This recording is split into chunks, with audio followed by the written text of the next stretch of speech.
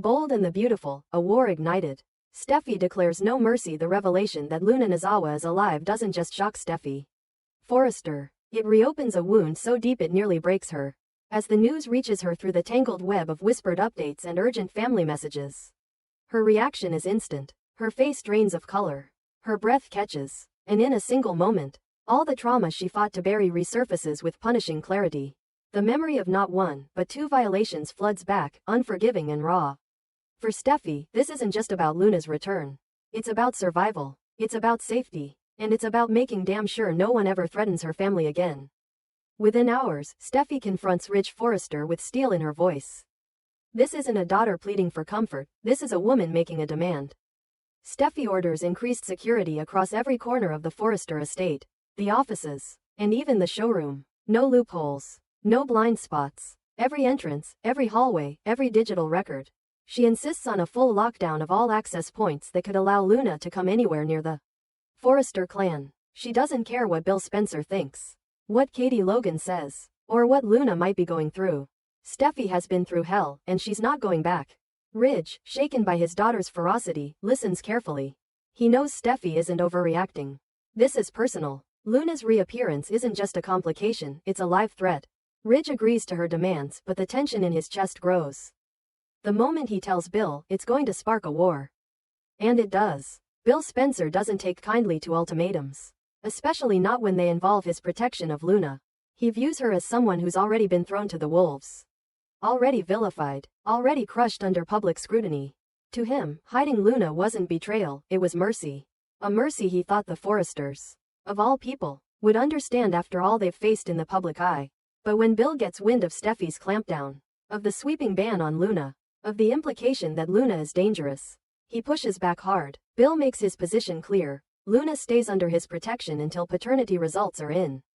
He sees no justification for further isolation or criminalization. What Steffy sees as a threat, Bill sees as damage control.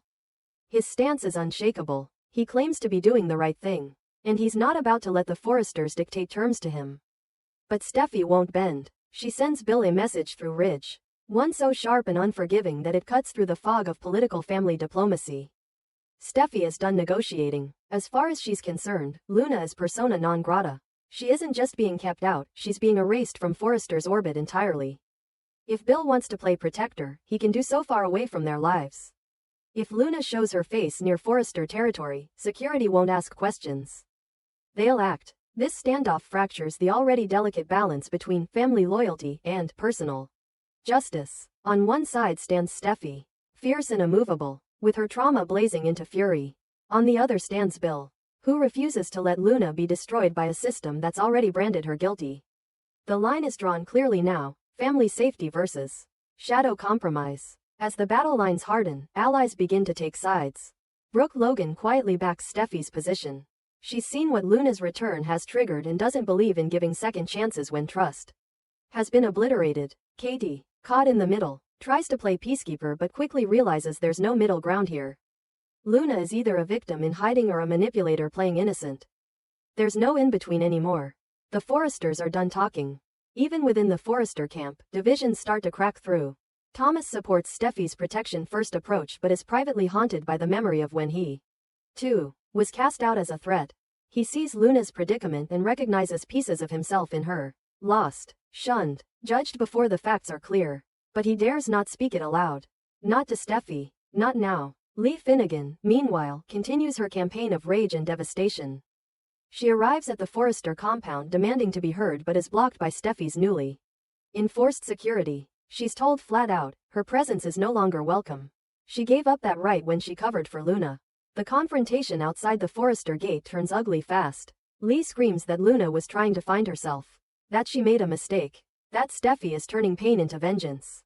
But the guards hold firm. Orders from Steffy are crystal clear, no access. No exceptions. Inside the compound, Steffy watches from behind reinforced glass. There's no pity in her eyes. No forgiveness. Only fire. Her voice is ice when she tells Ridge, "You don't let a threat near your family just because it's familiar." Ridge agrees, at least out loud, but deep inside, the father in him struggles. He knows Steffy's pain is real, but he also sees the storm building. Bill isn't going to stand down. And Luna's presence is no longer just a scandal. It's a catalyst. As the episode barrels forward, Luna, isolated and growing desperate, makes one last plea to Bill. She wants to talk to Will. She wants to explain, to apologize, to try and rebuild. Bill, already strained by the war with the Forresters, considers it for a moment. Then shakes his head. You're safer here, he tells her. But Luna doesn't feel safe. She feels buried, condemned, forgotten. And then she makes a decision of her own. One that no one sees coming. Luna escapes. She slips past security, vanishes into the city, determined to make things right, on her own terms. And as news of her disappearance spreads, it hits like a second shockwave. Steffy sees it as proof that Luna can't be trusted. Bill sees it as a failure to protect. And Ridge knows, this war is about to get a whole lot uglier. Now, every move becomes a calculation. Every family meeting a battlefield. Steffy doubles security again, going as far as hiring private investigators to track Luna down. She wants to know where she is, what she's planning, and most of all, who she's targeting next. Brooke supports her with quiet but brutal determination. No one hurts Steffy and walks away clean. Meanwhile, Bill begins to unravel. His grip on the situation is slipping. Will is spiraling. Elektra is out for blood. And now Luna's gone. He thought he could keep her safe. He thought he could control the narrative. He was wrong. The Forresters are mobilizing like a political machine, and Bill finds himself increasingly alone. And Luna? She's on the move. No one knows where she's headed. Not yet. But one thing is certain, she's not done.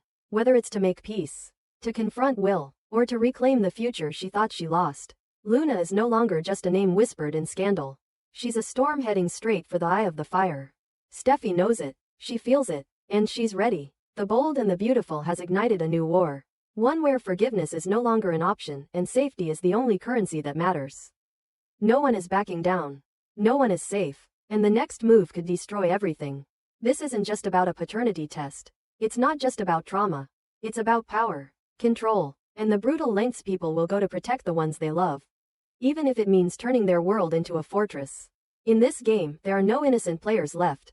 Only survivors. The Bold and the Beautiful, October 3rd explosive episode. Lies, rage, and shattered families. Friday's episode of The Bold and the Beautiful, October 3rd, hits with the force of a bomb, shaking the foundations of loyalty, family, and betrayal. This is not a day for quiet reflection or subtle emotion. It's a full-blown storm of outrage, secrets, and unraveling relationships.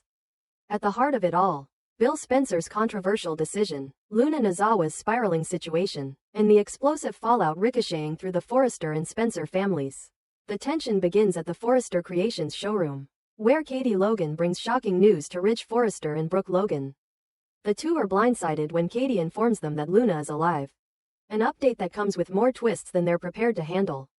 The last they'd heard, Luna had vanished without a trace. Now, not only is she alive, but she's also pregnant. And the father may very well be Will Spencer. Katie tries to explain, but her voice is barely enough to cut through the storm of questions from Ridge and Brooke. She recounts how Lee Finnegan, Luna's own mother, found her and kept her disappearance a secret. In doing so, Lee played God, deciding who deserved the truth and who didn't. But it's the next revelation that brings the temperature in the room to a boil. Luna had targeted Will while he was drunk. And now, she's pregnant. Katie confesses the hard truth. The Spencer family is clinging to hope that someone else could be the father. But the truth is closing in fast. And Bill Spencer, always the wild card, has made the call to keep Luna at his estate, rather than turn her over to the police. His reasoning? Wait for the paternity test before making any moves. This is where things explode. Ridge's fury is immediate and volcanic. Brooke's reaction is no less intense.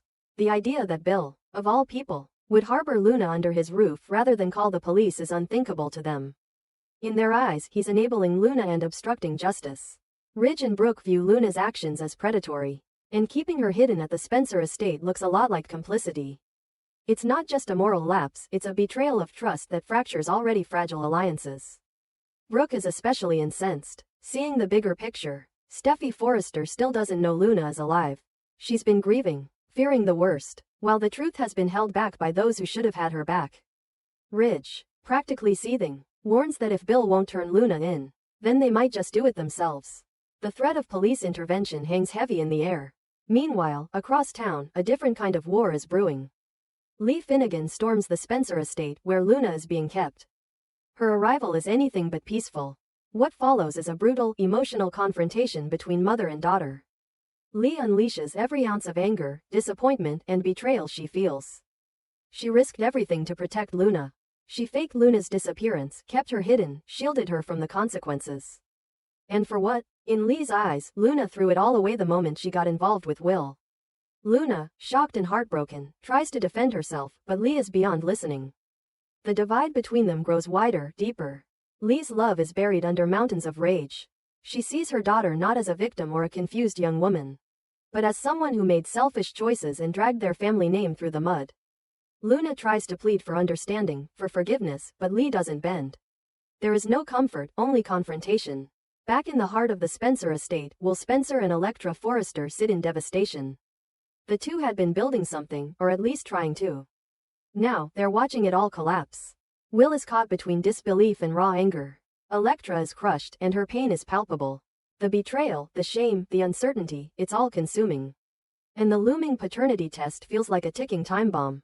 Will can't stop replaying that night in his head. He was drunk, unaware, taken advantage of. Luna's presence in his life now is like a wound that keeps bleeding. She says she still believes they can be a family. She's clinging to a dream where Will forgives her. They raise their child together. And somehow reclaim happiness. But Will isn't buying it. All he sees is the wreckage. His trust, his future, stolen in one night he barely remembers. Electra, too, is spiraling. The woman she thought she could trust turned her world upside down. She's angry, not just at Luna, but at Will for not protecting himself, at Bill for sheltering her, and at the whole damn situation for being so hopelessly unfair. Electra and Will sit in silence, each drowning in their own grief, knowing that the worst may still be ahead. If the test confirms Will is the father, the consequences will stretch far beyond anyone's control. Elsewhere, Ridge and Brooke are already preparing for war. The moment the paternity results come in, there will be no more waiting, no more protecting. If Will is the father, they're going to push for Luna to face every possible legal repercussion. Brooke, fierce in her resolve, vows that Steffy and the rest of the family will be protected from this chaos. Ridge, never one to sit on the sidelines, prepares to confront Bill directly. Their alliance is on the verge of collapse.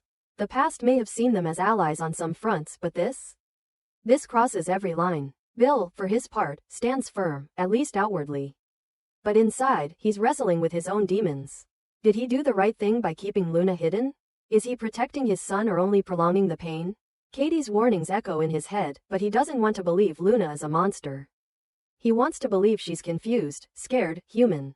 But that belief is growing harder to hold onto. And Luna? She's running out of hope. She's isolated, vilified, and now completely dependent on the mercy of people who want nothing to do with her. She still dreams of building a family with Will, of making things right, but each passing hour makes that dream look more like a delusion. What happens next hinges on one test, one truth, and when it comes out, there's no putting the pieces back together. In a single episode, The Bold and the Beautiful throws its entire world into chaos, fracturing families, igniting old rivalries, and setting the stage for a brutal war that no one may win. Lies, betrayal, and emotional carnage define the day. And with the truth inching closer, the only certainty is that things will get worse before they get better.